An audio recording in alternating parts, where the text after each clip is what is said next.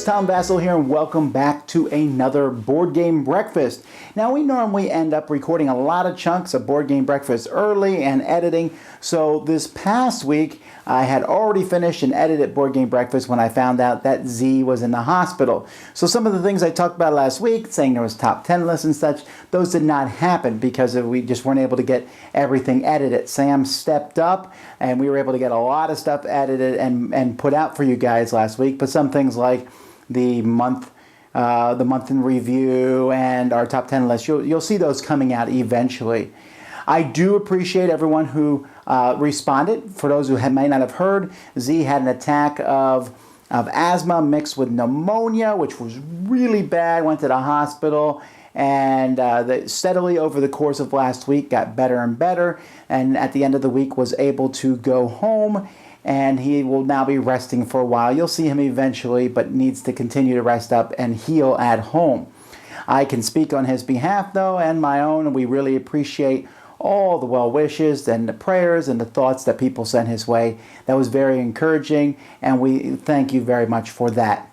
So, what else is going on? Well, first of all, the Dice Tower Cruise is still taking people signing up. I went and just checked before I recorded this, and we are half full at this point. I'm very excited about that. I feel confident we'll sell out at this point, but even if we didn't sell out, which I can't imagine, but let's say we didn't sell out, there's still tons of people going, and it's going to be a really great time, and we're working on getting that together. I'll be doing my live Q&A at a different time today. I'll be doing it at 9 p.m. Eastern Standard Time. That's a later time, but hopefully that gives many of you in different time zones a chance to watch it. You can go find the link for that now, and on there's a link to questions. You can start asking questions or voting up questions that you want to hear me answer on that. I hope to see many of you then. Well, hey, it's time to get to the news, so here we go.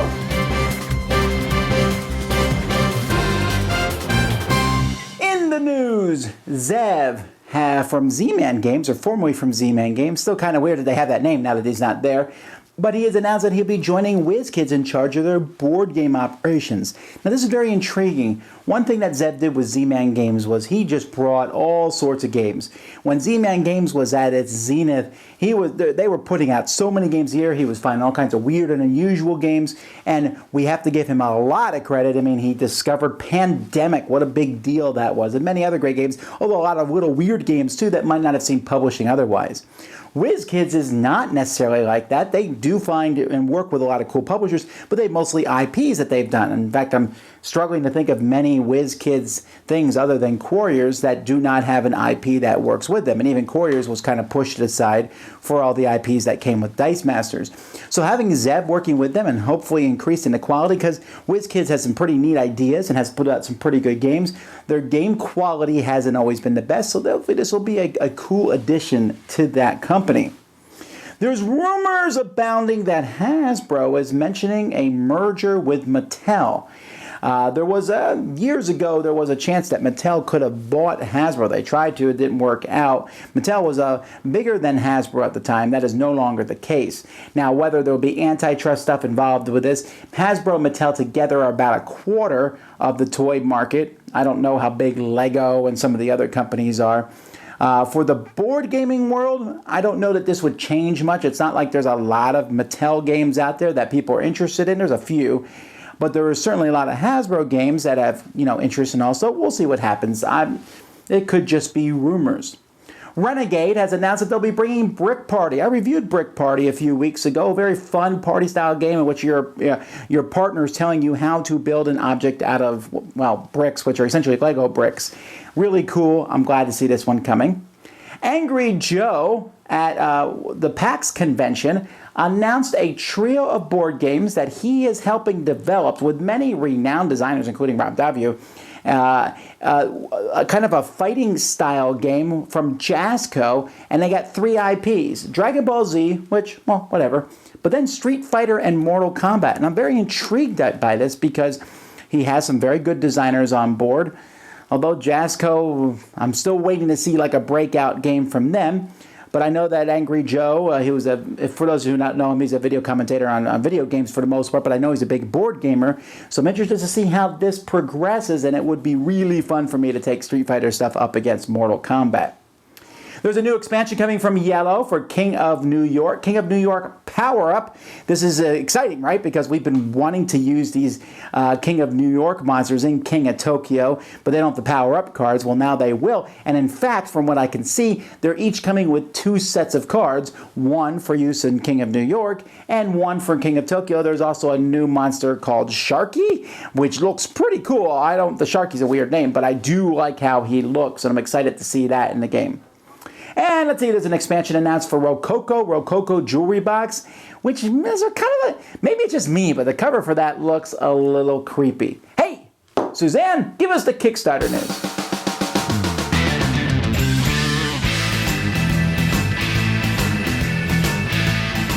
Happy breakfast, everybody. Here's a quick look at what's happening in our crowdfunding world today. I'm a sucker for beautiful and unique art and games, and without a doubt, that is the first thing you notice about Dreamwell from Action Phase Games. And the art is really evocative of the game's theme about wandering through a dream world as you try to locate your friends. Gameplay is quick and simple but strategic as you manipulate tiles to try to meet the requirements on your cards. You can back for the standard edition for less money, or you can get the deluxe edition that features tarot-sized cards that really lets that artwork pop. Ginger Dead House is a tower defense style board game in which fairy tale monsters are marching towards your house, and you have to try to stave them off using appropriately themed defense cards. Now, besides being chock full of puns and nifty art, Ginger Dead House tries to instill some player interaction by including trick cards that allow you to mess with your opponents. This game is being produced by the Game Crafter, which has taken a lot of steps lately to improve their production quality, so it'll be great to see how this one shapes up. Laboratory Games is back with Province Deluxe.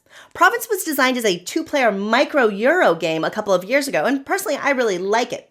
Province Deluxe is upsizing the game a little bit, but also adding a new double-sided board, new buildings and abilities, and some other nicer components. Now, this is actually a relaunch of Province Deluxe because in the first campaign, Laboratory got some backlash on their shipping cost structure. But I really respect that they listened to their backers, they worked to find new solutions, and have relaunched with much more palatable shipping costs. In Ghostal, you play the minion of a ghost who's trying to rid his house, which has been turned into a hotel, of all of its living guests. Players roll and place dice on different guests trying to exceed their scare limit, with points being doled out based on who is the most scary. There are also a bunch of different cards that let you adjust things like the dice or take advantage of guest phobias. It's Tinkerbot Games' first time on Kickstarter, but they've created a really thorough project page so you can read all about the game and campaign details there. And Eagle Griffin Games is bringing us Vinos Deluxe. This game about winemaking is from the same designer as the gallerist, Vital Lacerda. The gameplay is already loved by fans of heavy Euro games, and with all the gorgeous new components, this is going to add up to a beautiful 9-pound beast. But the campaign has already received a lot of criticism about its reward structure, shipping costs, and future online sales plans. While I have confidence Eagle Griffin will deliver a beautiful game in the end, you should definitely read the campaign page thoroughly and understand the rewards and the shipping costs before you back. All right, that's all I have for you this week. If any of that looks good, go check it out. And until next week, play all the games.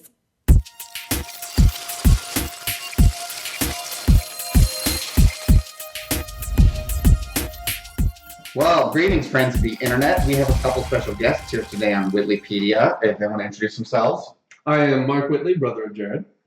Andy Paulus, cousin of Jared. Yes. Okay, so Andy, you grew up, and a lot of the stuff you've been doing has been more digital, but now you've gotten recently into more analog tabletop board gaming. What is it about that that's attractive to you?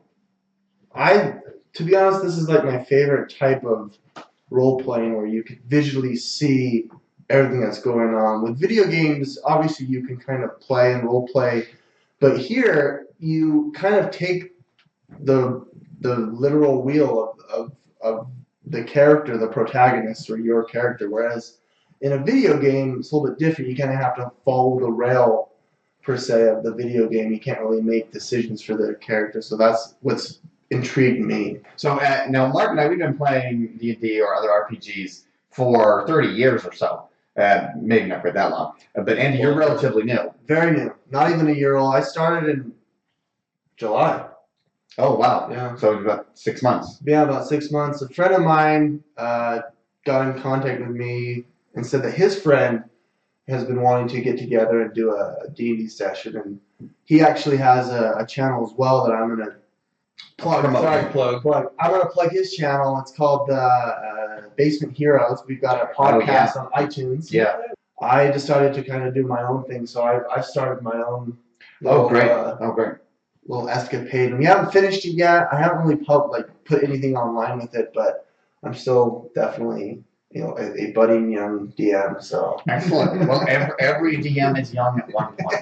yes. Cool. I've only done 3 different instances in one campaign, and it's very hard. So I'm learning from the best. Oh, well, very flattering, and we'll take that. We'll take that flattery to the bank. That was part 1. We'll see you next week for part 2.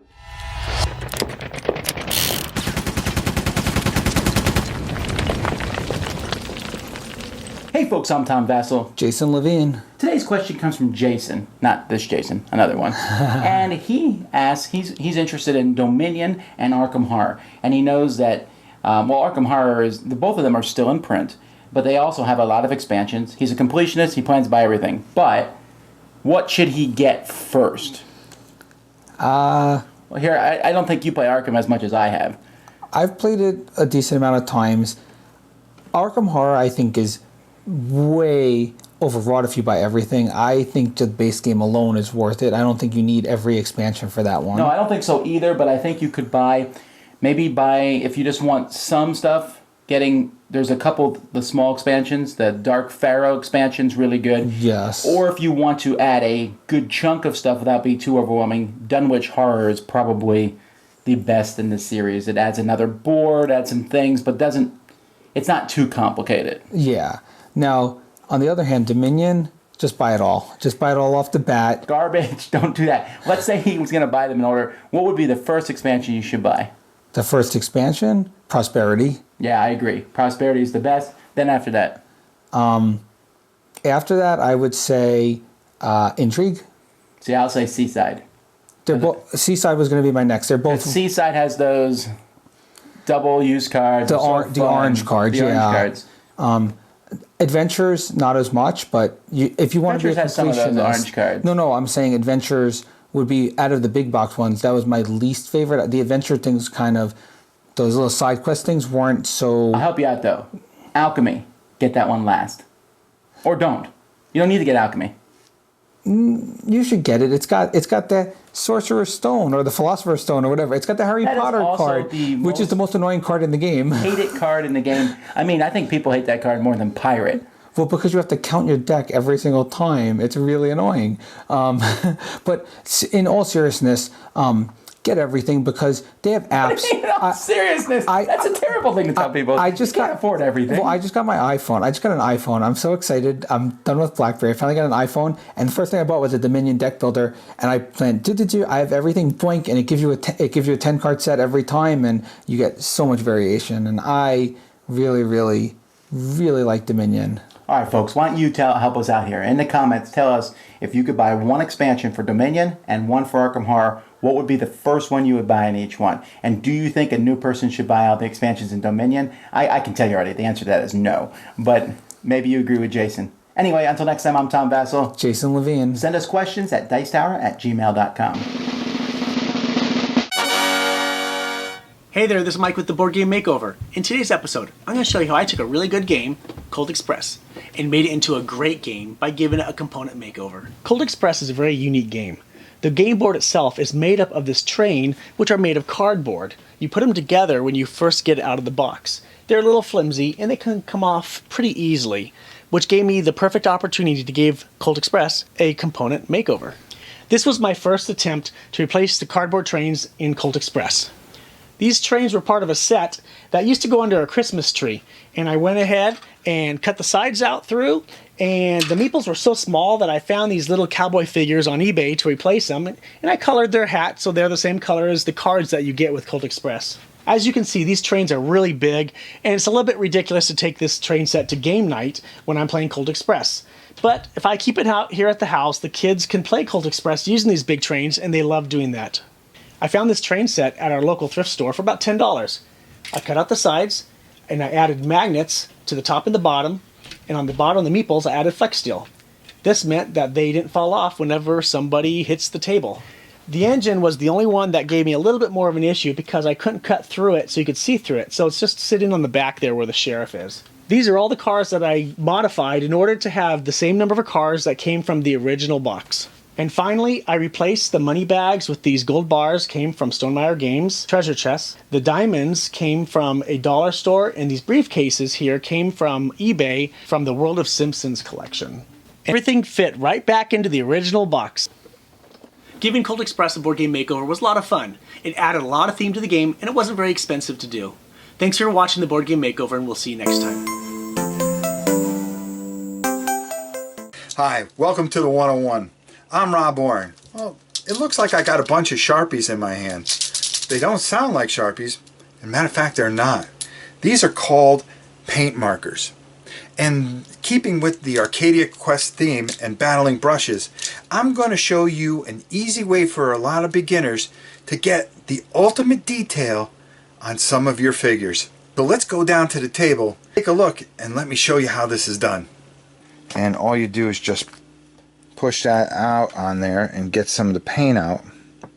And then you can just go in and start doing teeth. And you see how that all works out. And you have more control because a lot of times getting a brush, especially on these small models, is very, very hard. And their eyes as well. And that is a lot of the tricks that a lot of people use. Now, you pretty much saw what it could do with a with Spike there and how we were able to do his teeth. Let's take this piece from Forbidden Stars. And we're going to take our white paint marker. As you can see, the little symbols or the markers here, and you just take the marker and you can just, you see how I'm able to glide it and it's nice and neat and doesn't make a mess. You couldn't do that with a brush, and if you just don't have the confidence with a brush yet, these paint markers will give you the confidence that you need to detail your models. And you can see how nice that came out and how nice and thick and white, and how our symbols are just done perfectly. So there you have it, how to use paint markers. For an in-depth look, go to my channel to see Painting 101 Extended. And until next time, I'm Rob Warren, we'll see you.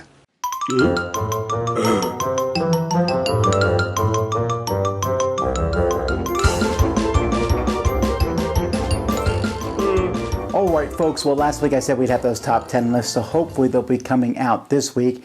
We have many reviews for you. I'm going to be taking a look at emoji cards, a Green, which is a golf card game. Jason and I are going to be taking a look at an older game from Al Moon called Andromeda, and then his updated new version of Elfin Roads. We'll be taking a look at Iron Lake Jr., The Last Spike, Apollo 13, Urbis. There's a couple games that I expected not to like that I loved. I'll be talking about this week, and a couple games that I thought I would like and I really, really disliked. So kind of a mix on the different things there. I'll also be putting out a video this week where I talk about Kickstarter and what it's like from somebody who runs a Kickstarter. And then, of course, you'll see other videos from Sam and Z and things like that. Or, well, mostly from Sam and the other guys. You might not see much from Z this week, but hopefully next week. Anyway, let's keep going.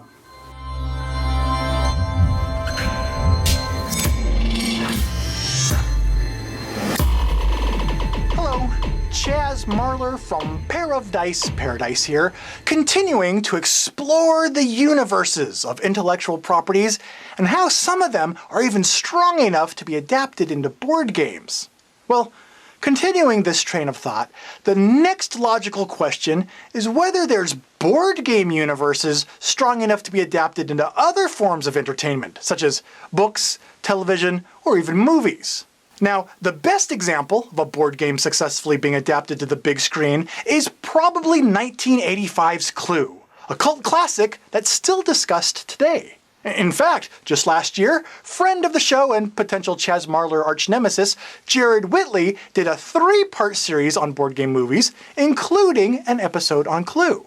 Now, since Jared already covered Clue, I'm going to put that aside and instead respond to something else that he mentioned in his series. Specifically, I don't think you could make a movie about Uncle Pennybags and the dog and their adventures at St. James Place. That probably will mean that Hollywood won't look to board games as a source for future material. Well, Hollywood has accepted the challenge with an upcoming movie that is, in fact, based on Monopoly.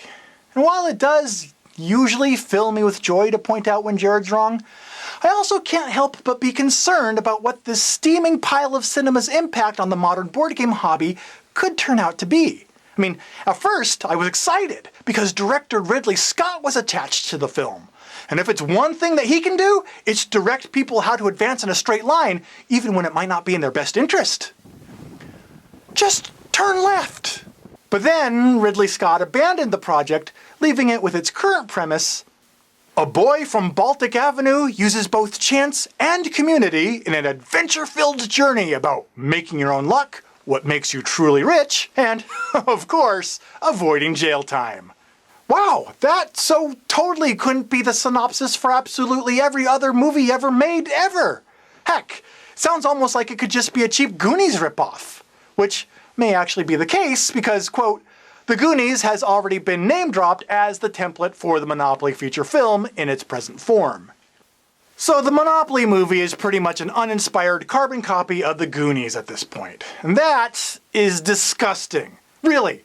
When are content creators going to learn that just rehashing other people's ideas is just lazy, incompetent writing?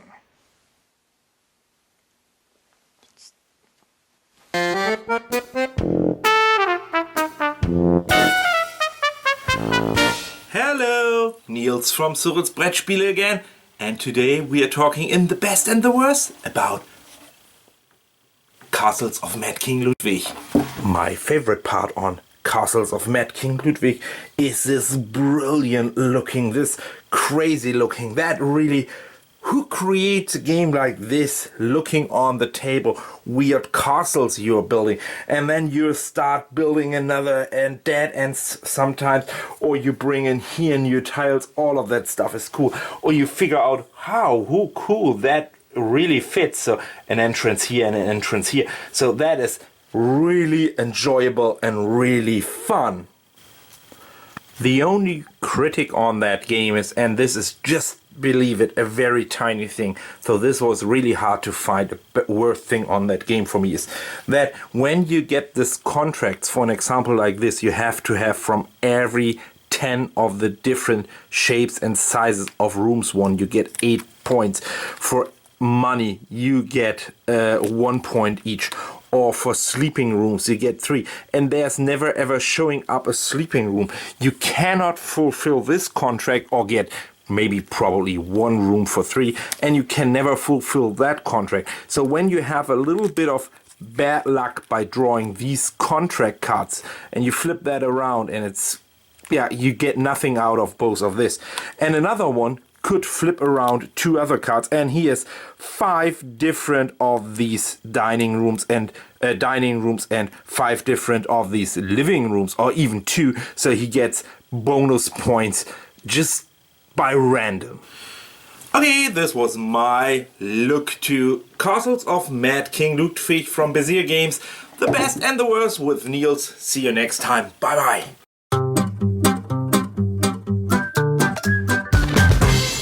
Now, if you do reviews on the internet, you're probably going to get criticized at some point or other. It may or may not happen to everybody, but I can't imagine, maybe Rodney Smith never gets criticized, but eventually you're going to get criticized. And one of the biggest criticisms that is levied against reviewers is the fact that we have formed relationships with designers and publishers, and that affects our reviews in some form or fashion, and that it's best if a designer or if a reviewer is not friends with designers and publishers.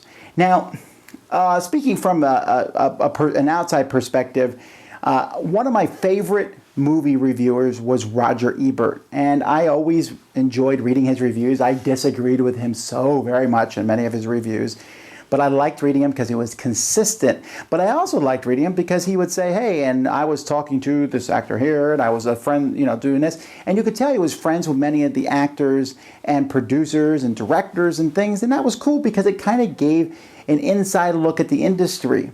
Now, When I talk about these relationships, I'm not talking about financial relationships or people paying things off. That doesn't happen, at least here at Dice Tower. But I'm talking about just casual friends. Most of you probably have heard of Steve Bonagor on our show because he and I are good friends and we talk together a lot. But I am friends with many designers and many publishers, and I go out of my way to cultivate those relationships. Is that a bad thing for the Dice Tower? Well, obviously my answer is no, because if I thought it was a bad thing, then I would not do it. I actually feel like I'm almost, I couldn't, if I could not have good relationship with these designers and publishers, then I'm not sure that I would even want to be in the reviewing business, period.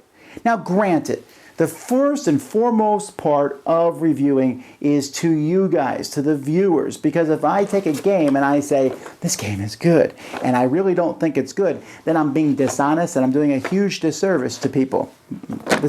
You'll have to watch my review of this game this week to see what I think of it.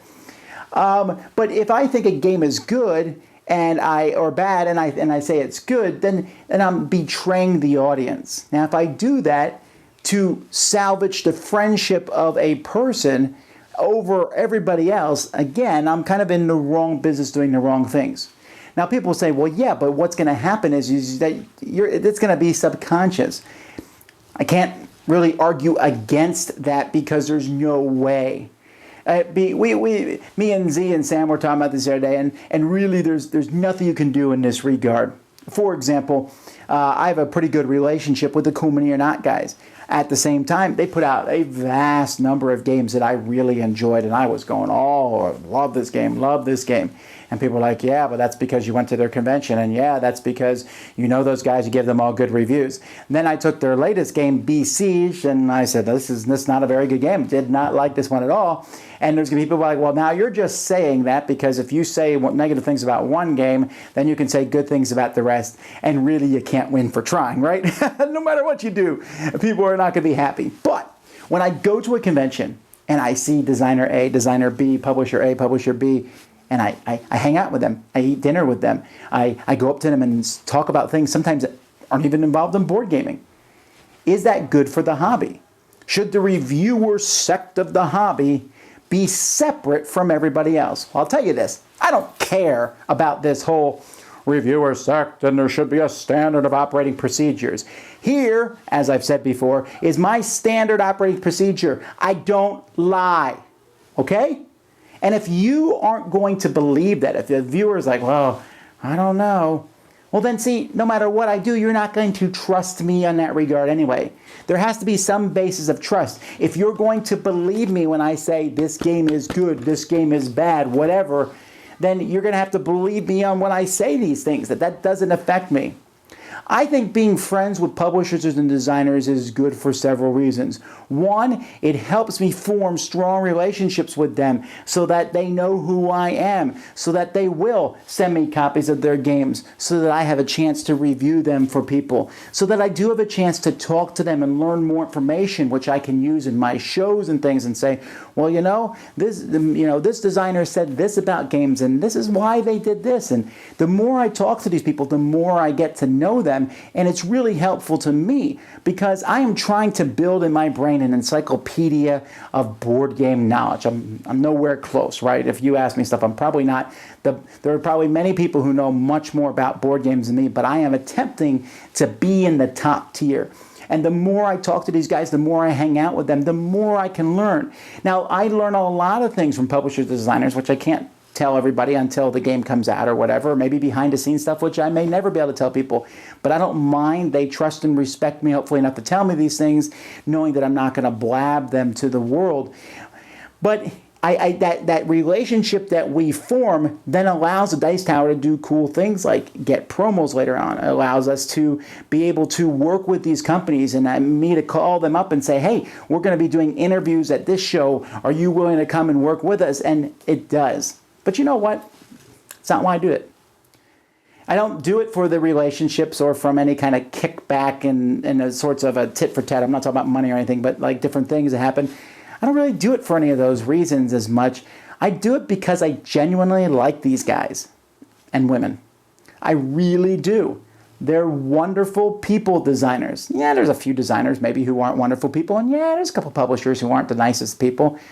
But the vast majority of them are people I really like hanging out with.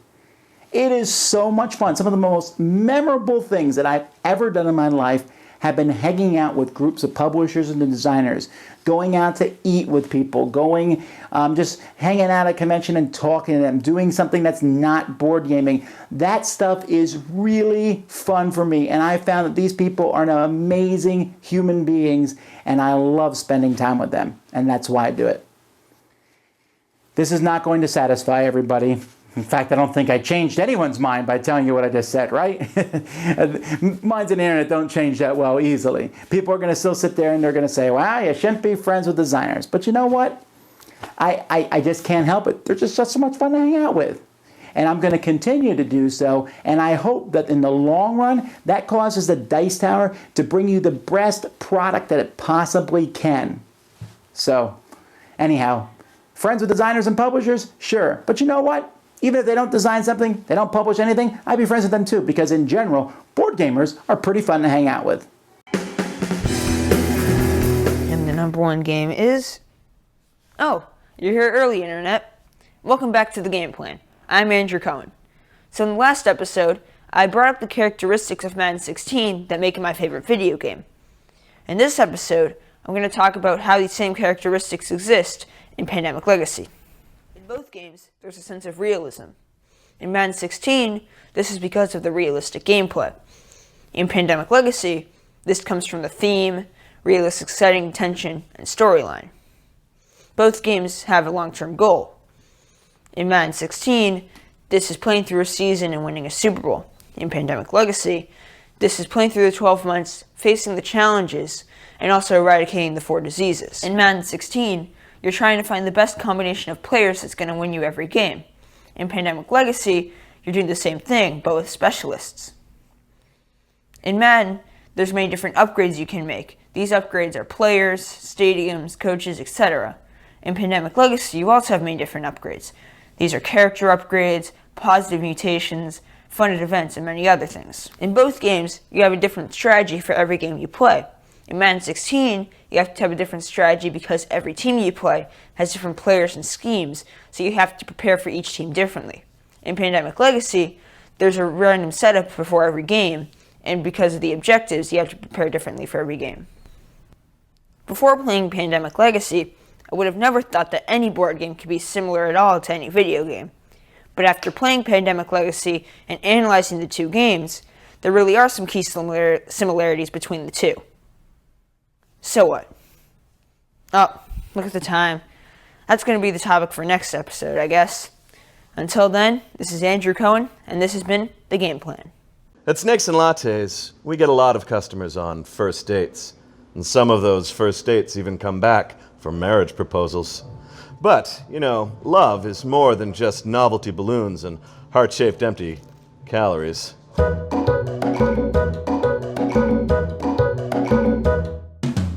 People tend to be on their best behavior during a first date, but something about playing a game brings out the truth in people. Does your date have a good sense of humor? Why am I sticky? The Kool-Aid Man. Batman! Totally Batman. No. Definitely Batman. Yours Batman. doesn't make any sense. Batman. No, but mine. Batman wins. Batman's hilarious! Maybe your date has the hands of a surgeon.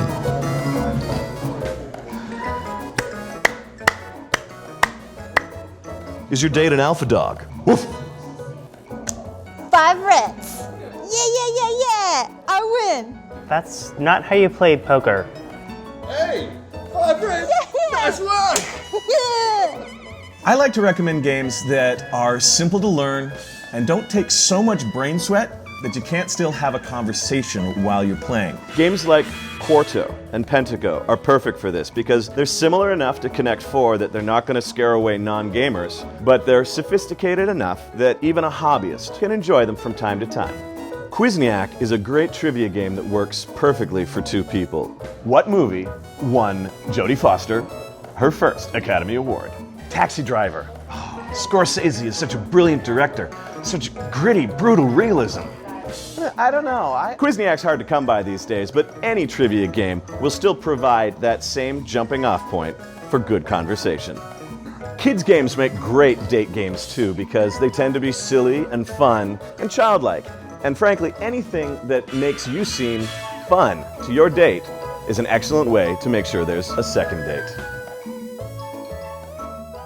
And that's it for another board game breakfast. Now, one thing I did not mention earlier, but I should have. If you did not notice last week, Chaz Marler hit our channel, boom, with some videos and a lot of cool things. He did even a live Q&A on Friday, and he says he plans to do many of those as the Fridays go by, and I'm really excited about that. Excited to see how he can help our channel, and I thought his stuff was fun and offers a different take on board gaming.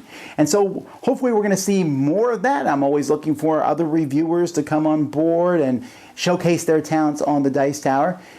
But man, it's exciting. March is coming. I smell new games around the corner, but I also am having a lot of fun playing the games that I have now. Guys, I hope to see you tonight at the Q&A that I do. Until then, or until next Board Game Breakfast, or until we meet sometime in the future, I'm Tom Vasel, and you've been watching Board Game Breakfast. Thanks for watching Board Game Breakfast. Tune in each week for your daily dose of gaming goodness with Tom Vasel and all the gang. Until next time, I'm Eric Summerer, and you've been watching Board Game Breakfast, a Dice Tower production, sponsored by Cool Stuff Inc., an amazing place to buy board games. Cool stuff in stock at coolstuffinc.com.